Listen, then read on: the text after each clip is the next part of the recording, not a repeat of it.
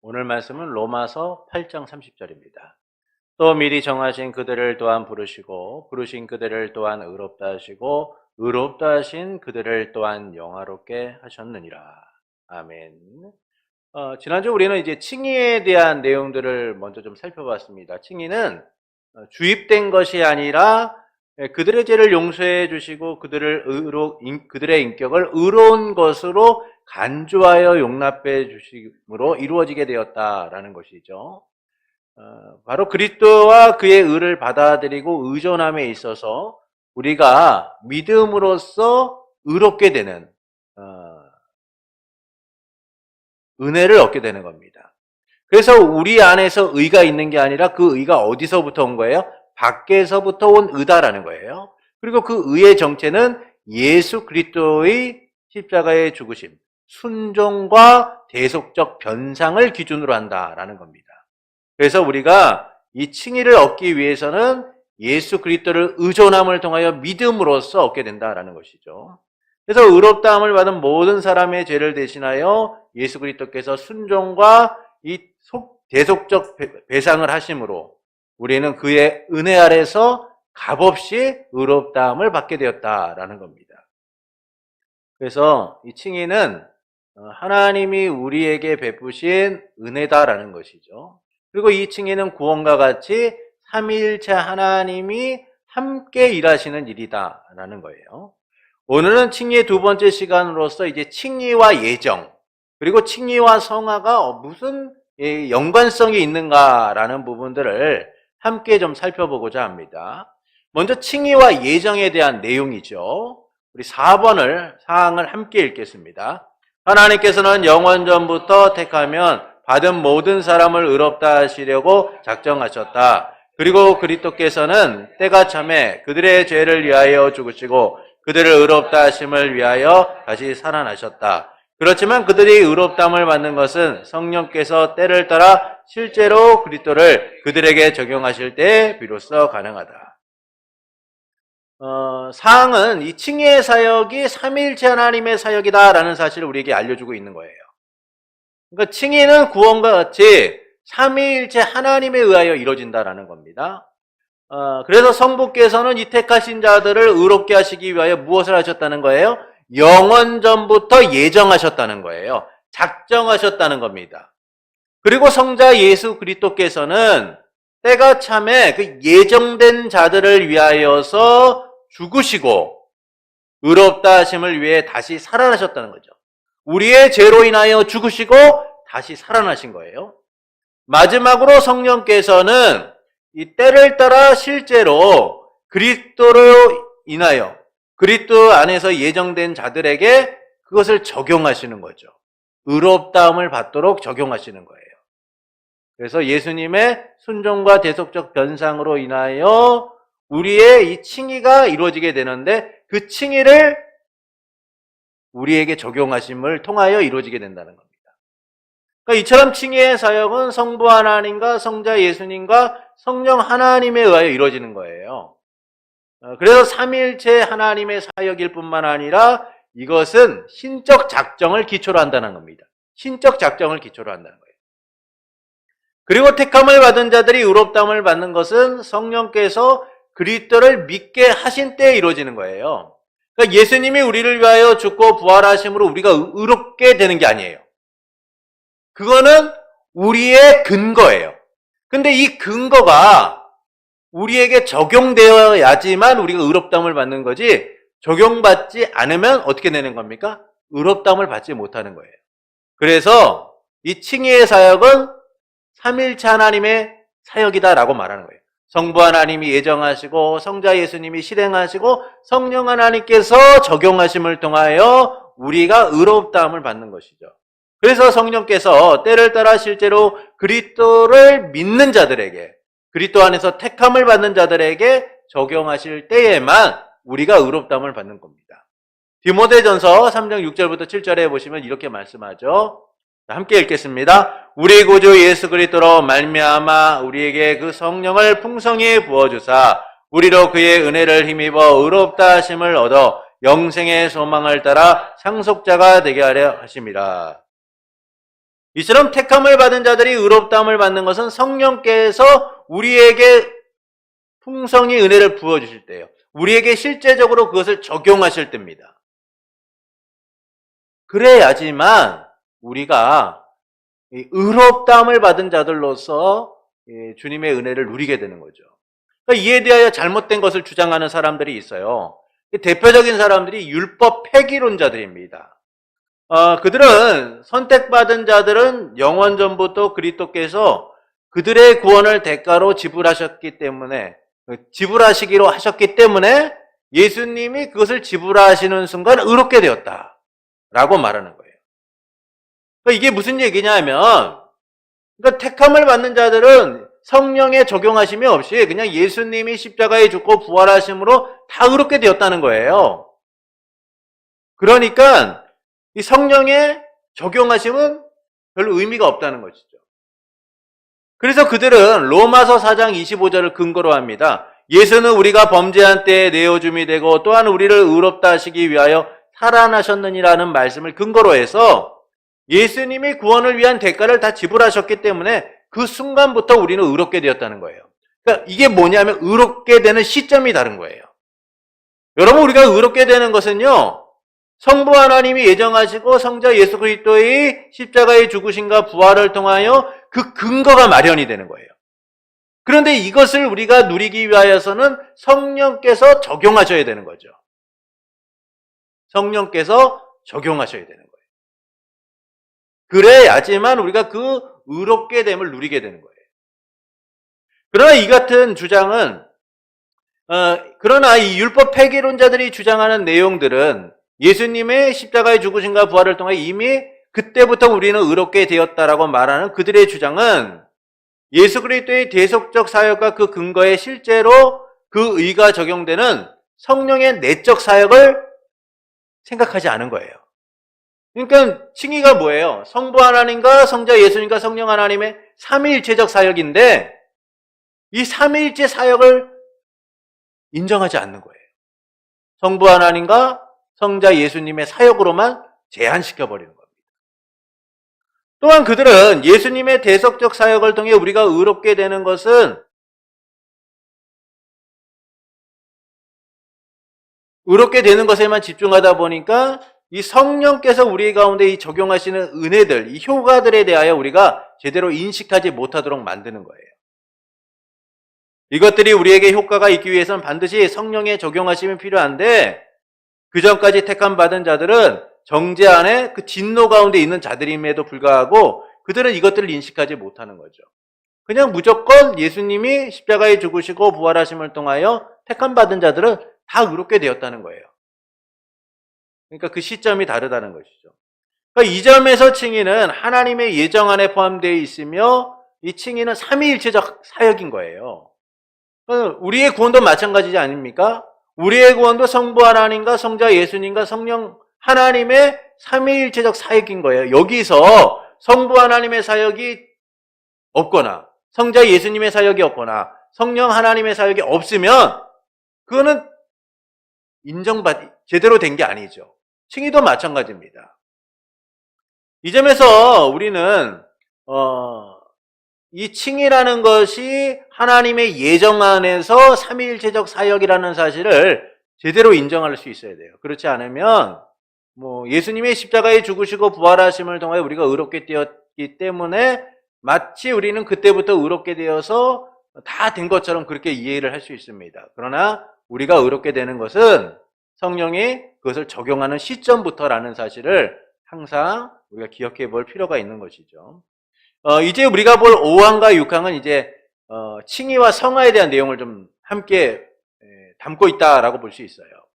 앞에 사항이 이제 예정에 대한 부분을 포함하고 있다면 이제 5항과 6항은 성화입니다. 5항을 보시겠습니다. 하나님께서는 의롭다함을 받는 자들의 죄들을 계속해서 용서해 주신다. 그리고 그들은 칭의의 상태에서 결코 전락할 수는 없지만 그들의 죄로 말미암아 하나님의 부성정로를 살 수 있게 되며 그들이 자신들을 낮추어 그들의 죄들을 고백하고 용서를 구하며 그들이 믿음과 회개를 새롭게 하기 전에는 그들을 향한 하나님의 노여움을 풀리지 않게 된다. 여러분, 칭의라는 것은 단번에 이루어진 거예요. 그래서 이 칭의에 대하여 우리가 뭐라고 말씀드렸습니까? 법정적 무죄 선언이라는 거예요. 법정적 무죄 선언이에요. 여러분, 법원에서 무죄가 선언되면 어떻습니까? 돌릴 수 있어요? 없어요? 돌릴 수 없어요. 뭐 3심되기 때문에 뭐 1심에서 무죄가 선고됐는데 아니다 그래가지고 또 항소하고 또 항소할 수 있지만 대법원에서 최종적으로 판결난 거는 돌릴 수가 없는 거예요. 하나님이 우리를 의롭게 하셨다는 것은 법정적 무죄 선언이에요. 이것은 단번에 이루어진 것이고 확정적인 겁니다. 우리가 원한다고 해서 우리가 뭐 다른 생각을 가지고 이것을 바꾸려고 한다고 해서 될 수 있는 게 아니라는 거예요. 그래서 이 칭의는 단번에 이루어진 것이기 때문에 의롭다 하심을 받은 자들에게는 정죄함이 없다는 거예요. 결코 정죄함이 없다는 말이 뭐냐면 절대 없다는 거예요. 절대. 절대라는 말이 뭡니까? 기미가 있을 수 없는 거예요. 여지의 소지가 있을 수 없는 겁니다. 그냥 하나님이 확정적인 거로 하셨기 때문에 그냥 우리는 의롭게 되었고 그 의로움을 통하여 하나님이 주신 은혜를 누리게 되는 거죠. 그래서 하나님께서는 의롭다함을 받는 자들의 죄를 계속해서 용서를 해주시는 거예요. 은혜와 사랑으로 우리를 품으시고 용서하시고 하시는 거죠. 그리고 그들은 이 칭의의 상태에서 절대 떨어질 수 없다. 이미 의롭게 되었잖아요. 그리고 이 의롭게 된 우리는 그 죄에 대하여 하나님께 정죄함을 받는 게 아니에요. 정죄함을 받지 않는다는 것이죠. 그래서 이 칭의가 취소되거나 또는 떨어질 수가 없는 거예요. 한번 의롭게 되었기 때문에. 그러나 우리는 이 죄로 인하여 부성적 진노 아래 살게 된다라는 말을 표현하고 있어요. 이게 성화의 과정인 거죠. 우리가 예수님을 통하여 의롭게 되고 성령의 적용하심을 통하여 의롭게 되었는데 이 의롭게 된 상태에서도 우리가 부성적 진노 아래 살 수 있다는 거예요. 이게 바로 성화의 과정인 거죠. 그래서 자신을 낮추어 죄를 고백하고 지속적인 용서를 구해야 된다는 거예요. 이는 칭의처럼 단번에 이루어지지 않기 때문에 죽을 때까지 이루어져야 되는 거예요. 그러니까 의롭게 되는 것은 단번에 이루어져요. 성화는 어떻습니까? 죽을 때까지 해야 돼요. 근데 이 죽을 때까지 하는 이 과정 속에 우리가 어떤 상태에 놓이냐면 하나님의 부성적 진노 아래 놓이는 거예요. 우리의 죄로 인하여 하나님의 부성적 진노 가운데 놓인다는 거예요. 요한일서 1장 9절을 보시겠습니다. 함께 읽겠습니다. 만일 우리가 우리 죄를 자백하면 그는 미쁘시고 의로우사 우리 죄를 사하시며 우리를 모든 불의에서 깨끗하게 하실 것이요. 이 부성적 진노 가운데 있는 우리는 뭘 해야 돼요? 끊임없이 우리의 죄를 고백하고 하나님의 용서를 구해야 되는 거예요. 그러면 하나님께서 어떻게 하십니까? 정죄하지 않으시는 거예요. 우리의 죄를 용서하시고 모든 불의에서 우리를 깨끗하게 하시는 거죠. 시편 51편 7절부터 12절을 함께 읽겠습니다. 시편 51편 7절부터 12절입니다.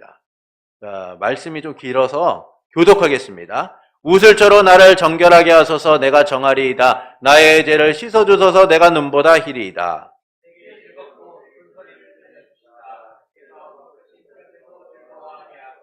주의 얼굴을 내 죄에서 돌이키시고 내 모든 죄악을 지워주소서.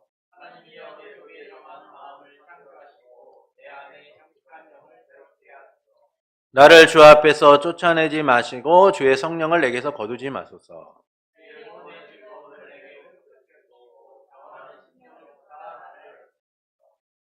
예, 이 말씀은 이제 밧세바를 다윗이 취한 이후에 하나님께서 선지자 나단을 통하여서 이제 다윗을 책망하시죠. 그러면서 다윗이 자신의 죄를 깨닫게 되고 그 회개하는 내용에 회개하는 내용을 담고 있는 거예요. 이 회개에서 보듯이 다윗은 무엇을 구하고 있습니까? 자기의 죄를 고백하며 하나님을 회복을 요구하고 있는 거예요. 하나님께 자기의 죄를 고백하면서 하나님의 은혜를 구하고 있는 것이죠. 왜 이렇게 하느냐? 하나님의 부성적 진노 아래 있기 때문인 거예요. 이렇게 얘기하면 좀 어렵죠. 하나님의 부성적 진노가 도대체 뭔가? 이 부성적 진노 아래 있는 이들은 자기의 죄를 고백하고 하나님으로부터 용서를 받아야 된다는 거예요. 그때에 하나님이 용서해 주시고 그들을 위하여 은혜를 베푸신다는 거예요. 그런데 구원파와 같은 이단은요, 이 구원과 함께 일생에 단 한 번뿐인 회개가 이루어지기 때문에 더 이상 회개가 없다고 얘기해요. 이미 우리는 한 번 구원받음을 통하여 더 이상 이 죄의 문제로 고민할 필요가 없다는 겁니다. 한 번 회개했기 때문에 더 이상 회개가 필요 없다라고 그들은 얘기하죠. 그러나 그것은 칭의에 대한 잘못된 이해 때문인 거예요. 여러분, 칭의를 받은 후에 우리는 이 칭의의 상태에선 전락하지 않아요. 그 칭의의 상태에선 떨어지지 않습니다. 이미 의롭게 되었고 하나님은 그 일에 대하여 절대 정죄하지 않겠다고 말씀하시죠. 죄의 문제를 더 이상 거론하지 않겠다고 하시는 거예요.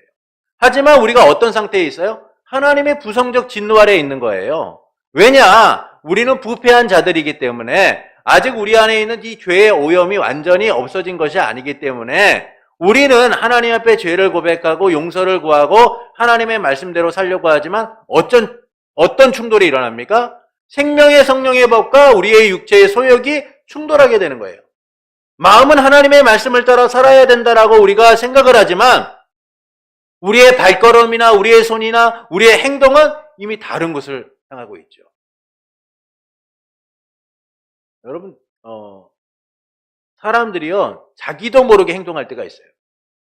자기도 모르게. 그러니까 생각하는 바와 행동하는 바가 다르게 표현될 수가 있어요. 그러니까 그게 여러 가지 모습들이죠. 어떤 모습들일까요? 습관들이 그렇게 나타나요. 네. 그게 바로 우리의 모습들인 거죠. 예전에 그런 얘기도 하더라고요. 담배 피우는 사람들이요. 손에서 냄새 나는 것 같아. 그러면 어떻게 하냐면, 그래. 이렇게 한대요. 이렇게 한대요. 그러니까 우리가 이게 그냥 비단 웃으라고 하는 얘기일 수도 있지만, 우리 안에서 내가 의식하지 않는 상태에서, 의식하고 있음에도 불구하고 습관적으로 나타나는 게 있어요. 그러니까 우리가 죄에 오염된 상태에서 하나님의 의롭다움을 받았지만, 아직도 우리 안에 죄 오염이 있잖아요. 그러다 보니까, 우리 안에 습관적인 모습들, 여전히 죄를 따라가는 그 습성들이 드러날 때가 있다는 거예요. 그래서 우리에게는 무엇이 필요하냐면 우리의 죄에 대한 고백과 용서를 하나님께 구해야 되는 거예요. 그때 하나님께서는 지속적인 용서를 통하여 우리를 그분의 은혜 가운데 머무르도록 만드는 거죠. 그러니까 이 부성적 진노라는 게 뭔지를 한번 다시 설명을 드릴게요. 예를 들어서요, 여러분. 제가 이렇게 지하철을 타고 가고 있어요.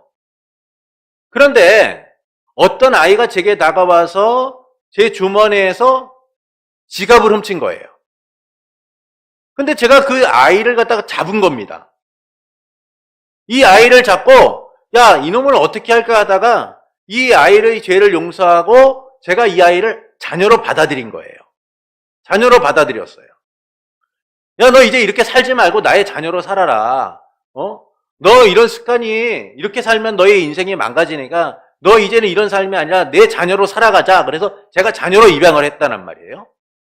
근데 이 아이를 용서하고 새로운 삶을 제공하고 또한 사랑을 베풀고 있는데 어느 날 이 아이가 문방구에서 무엇을 훔친 거예요. 친구들의 가방에서 지갑에 물건에 손을 댄 거죠. 이런 아이를 보면서 제가 어떻게 했습니까? 분노하는 거예요. 너 이렇게 살려고 내가 너를 자녀 삼은 거 아니잖아. 너 왜 이러는 거야? 근데 그 아이는 어떻습니까? 이게 삶이었잖아요. 습관이었잖아요. 남의 거를 손대는 게 그에게는 익숙한 삶이었고 이것은 습관이었고 이것은 자기의 행동 방식이었어요.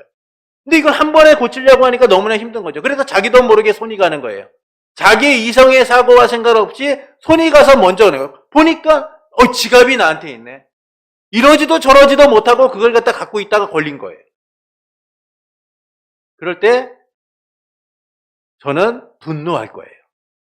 너 이렇게 살려고 내가 아들 삼은 거 아니잖아. 자녀 삼은 거 아니잖아. 그런데 그 아이가 사실은요, 제가 안 그러려고 했는데 저 애가 옛날부터 했던 습관들이 이렇게 됐습니다. 용서해 주십시오. 그러면 제가 화를 내던 제가 그 아이를 내팽개치고 그리고 내 자녀에서 호적을 파버리겠습니다. 그렇지 않잖아요. 너 이번에는 내가 용서하는데 절대 그러지 마. 이게 너의 삶의 습관이 되고 삶의 방식이 되면 안 되는 거야. 저는 그렇게 얘기하겠죠. 여러분, 하나님의 부성적 진노라는 그거예요. 하나님이 우리를 완전히 멸망시키고자, 우리를 완전히 자녀에서 내쫓고자, 우리를 완전히 폐기시키고자 하나님이 진노하시는 게 아니에요. 자녀 삼았기 때문에, 의롭게 하셨기 때문에 그가 하나님의 백성으로 살아가도록, 자녀로 살아가도록 하시기 위하여 하나님은 분노하시는 거예요. 하나님이 징계하지 않는 아들은 사랑받지 못한 것과 같다고 하시잖아요. 여러분, 하나님 우리를 사랑하시기 때문에 그 아버지의 마음으로 분노하시는 거예요. 우리가 스스로 짓고 있는 이 죄의 문제에 대하여 하나님이 그래서 침묵하지 않으시는 겁니다. 그때 우리가 무엇을 해야 되냐?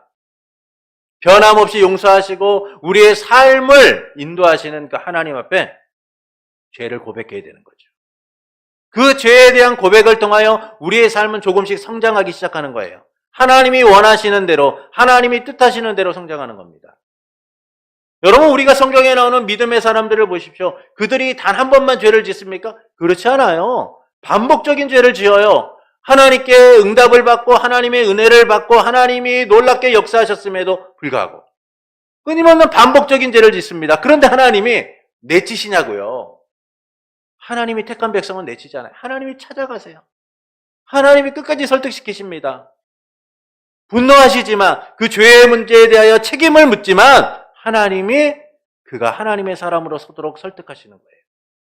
그리고 그는 믿음의 사람으로 성장하게 되죠. 여러분, 다윗도 마찬가지 아닙니까? 밧세바를 범했을 때 하나님이 얼마나 그를 책망하십니까?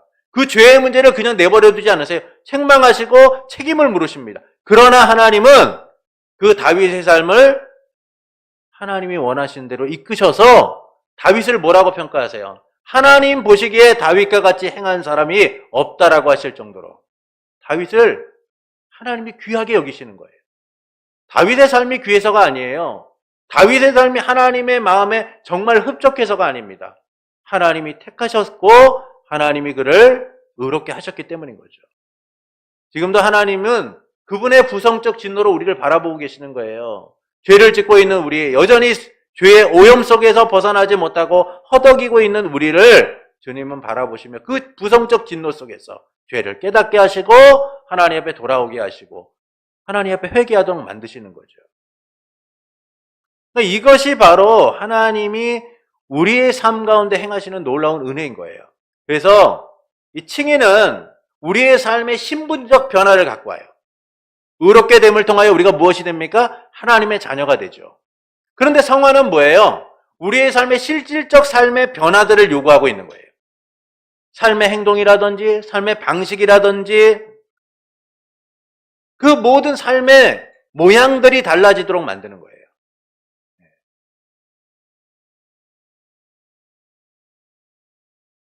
여러분, 우리 같은 사람들이 만약에 왕자나 공주가 되면요, 제대로 할 수 있겠습니까? 안 돼요. 그렇게 되려면 무엇은 교육이 필요해야 돼요? 왕궁의 예절 교육이 필요하죠. 왕궁 안에서는 어떻게 걸으셔야 됩니다. 어떤 옷을 입으셔야 됩니다. 언어는 어떻게 사용하셔야 됩니다. 사람들의 향하는 시선은 어떻게 하셔야 됩니다. 고기를 먹을 때는 어떻게 하셔야 됩니다. 이런 여러 가지 왕궁의 예절을 배울 거예요. 여러분, 성화라는 것은요, 우리가 그렇게 하나님 안에서 삶의 양식과 방향이 바뀌어져 가는 거예요. 그리고 이 성화를 하나님은 우리에게 뭐라고 말씀하시냐 하면 성품에 변하는 거예요. 오래 참지 못했던 우리가 이제는 오래 참을 수 있는 자가 되고, 사랑하지 못했던 우리가 이제는 사랑하는 자가 되고, 충성하지 못했던 우리가 이제는 하나님께 충성하는 삶을 살아가는 거예요. 이것이 바로 신분적 변화를 주신 하나님 안에서 우리가 실질적으로 변화되어가는 모습이다라는 것이죠. 그래서 칭의는 단번에 이루어지지만 성화는 우리의 죽을 날까지 계속 이어져야 된다라는 겁니다. 그래서 칭의 이후에 우리에게는 정죄함이 없지만 우리 안에 있는 부패함들은 하나님의 부성적 진노 가운데 있기 때문에 우리는 항상 그 죄에 대한 문제를 고백하고 용서함을 구할 수 있어야 된다는 것이죠. 그래서 여러분, 우리의 삶 가운데 회개가 중요한 거예요. 회개가 중요한 겁니다. 그래서 하나님의 지속적인 은혜와 사랑, 그 용서하심을 누리기 위하여 회개해야 되고, 또한 그 회개가 반복적인 것이 되지 않도록 우리는 더욱더 주님을 닮아가는 삶, 예수님을 따라가는 삶들이 되어야 한다는 것이죠. 그때에 우리는 우리 안에 있는 이 부패함으로부터 조금씩 멀어지기 시작하는 거예요. 그러나 우리에게는 완전한 성화가 이루어질 수 있느냐? 그렇진 않아요. 우리가 사는 날 동안에는요, 여전히 우리 안에 부패함이 있기 때문에 완전한 성화는 불가능합니다. 그래서 예수 그리스도의 다시 오심을 통하여 주님께서 우리를 영화롭게 하실 때 우리는 더 이상의 죄의 오염이나 이와 같은 잔재의 찌꺼기들이 없이 더욱더 주님의 뜻 가운데, 주님의 통치 가운데 완전히 서게 되는 것이죠. 자, 6번을 보시겠습니다. 6번 함께 읽겠습니다. 구약시대의 성도들의 증인은 신약시대의 성도들의 증인과 모든 면에서 똑같다. 구약시대의 사람들은 율법을 지킴으로 의롭게 된다라고 여겼지만 우리가 구약시대나 신약시대에 동일하게 의롭게 되는 것은 믿음으로 의롭게 되는 거예요. 그 믿음은 뭡니까? 우리의 행위나 우리의 어떤 것이 아니라 하나님이 의롭게 간주하셨기 때문이에요. 하나님이 우리를 의롭게 간주하셨기 때문에. 노아 시대 때 많은 사람들의 생각이 악했습니다. 근데 하나님께서 그 노아를 의롭다고 여기세요. 그것은 하나님이 노아를 의롭다고 간주하셨기 때문이에요. 여러분, 아브라함도 마찬가지죠. 아브라함도 하나님이 의롭다고 여기셨기 때문에 된 거예요. 근데 그것이 뭐냐? 믿음이라는 거예요. 믿음이 기준이 돼야 된다. 그래서 칭의는 구약시대나 신약시대나 똑같은 믿음이 필요해요. 근데 그 믿음이 뭐냐? 결정적으로 예수 그리스도를 믿는 믿음이라는 거예요. 그러니까 구약의 약속이나 신약의 약속이 제공하는 게 뭐냐면 바로 예수님이잖아요. 그 예수님에 대한 믿음이 우리를 의롭게 하고 예수님에 대한 믿음이 우리의 삶의 근거가 되는 겁니다. 그래서 우리의 수고나 노력, 어떤 행위가 의롭게 되는 원인이 아니라 오직 예수 그리스도를 믿음으로써 우리가 의롭게 된다는 사실을 우리는 기억해야 되는 거예요. 로마서 3장 30절에 보면 이렇게 말씀합니다. 할례자도 믿음으로 말미암아 또한 무할례자도 믿음으로 말미암아 의롭다 하실 하나님은 한 분뿐이시니라. 결국 우리가 의롭게 되는 것은 구약이나 신약이나 믿음으로 의롭게 되는 거예요. 믿음으로. 근데 이 믿음으로 의롭게 되는 것이 어떻게 우리 가운데 이루어지는지를 갈라디아서 3장 6절부터 9절은 이렇게 좀 더 구체적으로 설명해 줍니다. 우리 말씀을 함께 읽겠습니다. 아브라함이 하나님을 믿음에 그것을 그에게 의로 정하셨다 함과 같으니라. 그런즉 믿음으로 말미암은 자들은 아브라함의 자손인 줄 알지어다. 또 하나님이 이방을 믿음으로 말미암아 의로 정하실 것을 성경이 미리 알고 먼저 아브라함에게 복음을 전하되 모든 이방인이 너로 말미암아 복을 받으리라 하였느니라. 그러므로 믿음으로 말미암은 자는 믿음이 있는 아브라함과 함께 복을 받느니라. 자, 구약시대나 신약시대가 동일하게 믿음으로 구원을 받는다는 사실을 우리에게 전해주고 있죠. 근데 그 믿음이 어디로부터 오냐? 하나님이 의로 정하셨다는 거예요. 하나님이 의로 정하셨다. 그들의 행동이나 그들의 어떤 수고가 그들을 의롭게 하는 근거가 아니라 하나님이 의로 정하셨기 때문에 그들이 믿음으로 의롭게 된 것이다 라는 거예요. 근데 그 믿음의 실체가 뭐냐? 바로 예수 그리스도다라는 것이죠. 그래서 하나님을 믿음으로 의롭게 된 우리, 바로 예수 그리스도를 믿음으로 의롭게 된 우리가 바로 이 칭의를 이루는 그런 존재들이라는 거예요. 여기에서 아브라함의 어떤 수고나 우리가 행위가 포함되지 않는다는 사실을 창세기 15장 6절에서 확인하게 됩니다. 창세기 15장 6절에 보면 아브라함이 여호와를 믿으니 하나님이 의롭게 여기셨다라고 얘기해요. 의로 여기셨다라는 표현이 나와요. 근데 이게 앞뒤 문맥을 보시면요, 아브라함이 믿음으로 행동한 게 하나도 없어요. 믿음으로 행동한 게 하나도 없습니다. 그러니까 아브라함이 의롭다고 여길 만한 내용이 없는 게 뭐냐면 하나님께서 아브라함에게 아들을 주시겠다라고 약속하셨는데 그가 가나안 땅에 왔는데 아들을 낳지 못하는 거예요. 그래서 아브라함이 하나님에게 얘기합니다. 하나님, 약속하신 아들 주신다고 했는데 아들이 없잖아요. 그래서 제가 생각해 봤는데 내 종 중에 다메섹 사람이 있는데 이게 엘리에셀이 참 똑똑해요. 얘가 참 내 뒤를 이어서 상속받을 만한 자입니다. 그래서 하나님께 얘기하는 거죠. 하나님이 다메섹 사람 엘리에셀을 저의 상속자로 삼겠습니다. 아들로 입양해서 제 것을 다 물려주겠습니다. 라고 얘기해요. 근데 이런 아브라함을 하나님이 설득하시면서 내 몸에서 날짜가 상속자가 될 것이다. 라고 하세요. 그리고 하나님이 어떻게 하십니까? 밖으로 데리고 나가시는 거예요. 그리고 하늘의 별들을 보아라. 내가 이 별들을 셀 수 있는가 보아라.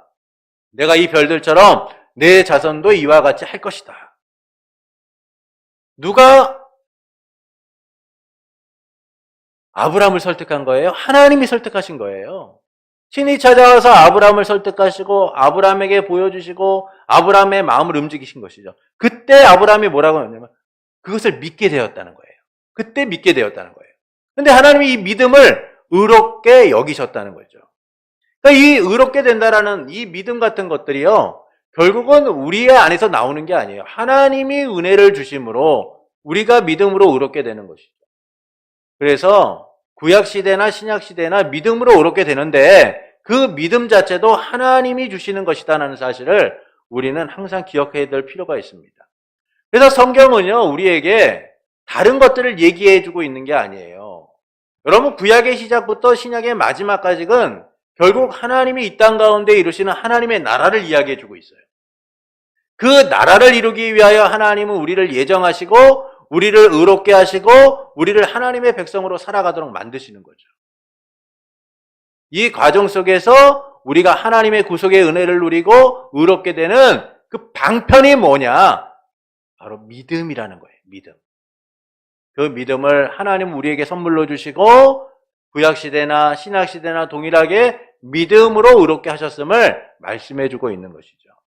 그래서 우리는 이 칭의의 근거가 되시는 예수 그리스도를 믿는 믿음으로써 살아갈 수 있어야 되는 거예요. 구약시대에도 믿음, 그리고 신약시대에도 믿음으로 말미암아 의롭게 됨을 알아야 되는 겁니다. 그런데 중세시대나 그런 때는 이 믿음으로 의롭게 된다는 것에 대하여 이해가 부족했습니다. 그래서 사람들은요, 행위적인 것들을 통하여 구원을 누리고자 했죠.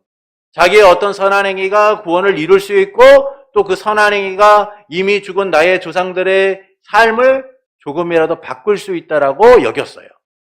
당시 사람들은요, 죽은 영혼이 연옥이라는 이 중간 지대에 머물러 있다고 생각했습니다. 그래서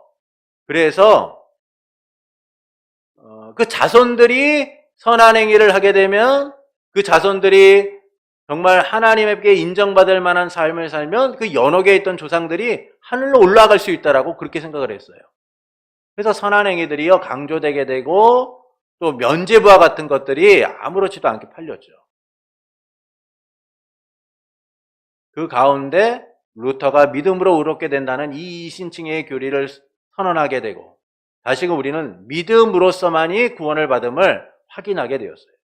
그래서 구약시대나 지금이나 그리고 앞으로도 마찬가지고 우리는 오직 믿음으로써 의롭게 된다는 이 칭의의 교리가 변함없이 동일하다는 사실을 인정하고 바라볼 수 있어야만 합니다. 다른 것 필요 없습니다. 여러분의 재산이, 여러분의 학력이, 여러분의 어떤 행위나 수준이 여러분의 삶의 구원을 이루는 게 아니에요. 의롭게 하는 게 아닙니다. 오직 믿음으로 우리가 의롭게 된다는 이 칭의의 교리를 붙들고 하나님이 주신 은혜 가운데 바르게 설 수 있도록 힘쓰는 이들이 되어야 하는 것이죠. 핵심 요약을 보시겠습니다. 택함을 받은 자들이 의롭다함을 받는 시점은 성령께서 우리에게 믿음을 심어주어서 그리스도를 믿게 하는 때예요. 왜 이게 중요하냐면 구원의 사역이나 칭의의 사역은 삼위일체 하나님의 사역이기 때문인 겁니다. 성부 하나님이 예정하시고 성령 하나님이 우리를 위해 죽고 부활하시고 그리고 성자 하나님이 죽고 부활하시고 성령 하나님이 그것을 우리에게 적용시켜 의롭게 하시기 때문인 거죠. 그래서 우리가 의롭게 되는 시점이 언제이냐? 성령께서 우리에게 적용하실 때다라는 거예요.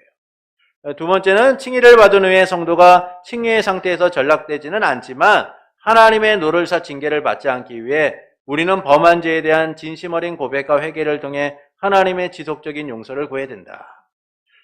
칭의는 단번에 이루어져요. 단번에 우리가 의롭게 된 겁니다. 그러나 여전히 우리 안에는 죄의 오염과 부패가 남아있죠. 그래서 우리가 이 죄의 오염과 부패로 인하여 하나님의 부성적 진노 가운데, 하나님의 심판 가운데 있지 않기 위해서는 끊임없이 우리의 죄에 대한 회개와 고백들이 있어야 된다는 거예요. 그때 하나님께서는 우리의 죄를 용서해 주신다는 겁니다. 이것은 우리가 의롭게 되는 것이 폐기되거나 구원을 잃는 게 아니에요. 우리가 자녀이기 때문에, 우리를 의롭게 하셨기 때문에 하나님은 누구보다 자녀된 우리를 향한 아버지의 마음으로 진노하고 계시다는 거예요. 그래서 그 아버지의 마음을 우리가 누그러뜨리고 아버지로부터 용서함을 받기 위하여 회개와 진심 어린 고백이 필요하다는 겁니다. 그래서 지속적인 용서를 구해야 한다는 것이죠. 구약시대의 성도나 신약시대의 성도의 칭의는 모든 면에서 같다는 겁니다. 율법을 지킴으로 우리가 의롭게 되는 것이 아니라 믿음으로 의롭게 되는 거예요. 근데 그 믿음을 누가 주느냐? 하나님이 주신다는 거예요. 구약시대에도 마찬가지고 신약시대에도 마찬가지고 하나님은 우리에게 믿음을 선물로 주셔서 우리를 의롭게 여기시는 거죠. 그래서 구약시대나 신약시대나 동일하게 믿음으로 의롭게 되는 겁니다. 그래서 우리는 항상 이 믿음으로 의롭게 된다는 이 놀라운 하나님의 말씀을 붙들고 살아갈 수 있어야 돼요. 이게 얼마나 참 값진 말씀입니까? 여러분 어디 가려고 해도 입장료를 내잖아요. 네, 입장료를 내요.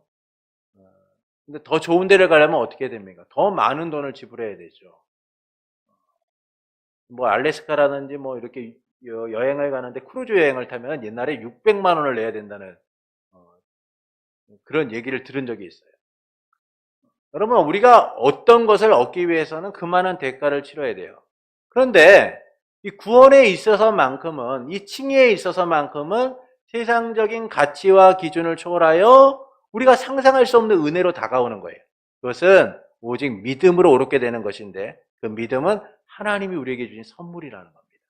그래서 우리는 가진 것이 없고 우리는 내놓을 것이 없고 우리의 어떤 행위나 무엇도 구원의 근거와 칭의의 기준이 될 수 없는데 오직 주 예수 그리스도를 통하여 우리는 의롭게 된다라는 이 놀라운 사실, 믿음으로 의롭게 된다는 이 은혜 가운데 우리는 더욱더 감격과 기쁨 속에서 믿음을 지키고 구원의 은혜를 누리는 성도가 되어야 할 것입니다. 그러므로 오늘도 믿음으로 살아가고 믿음으로 승리하고 믿음으로써 하나님 앞에 고백하는 성도가 되기를 예수님의 이름으로 축원합니다.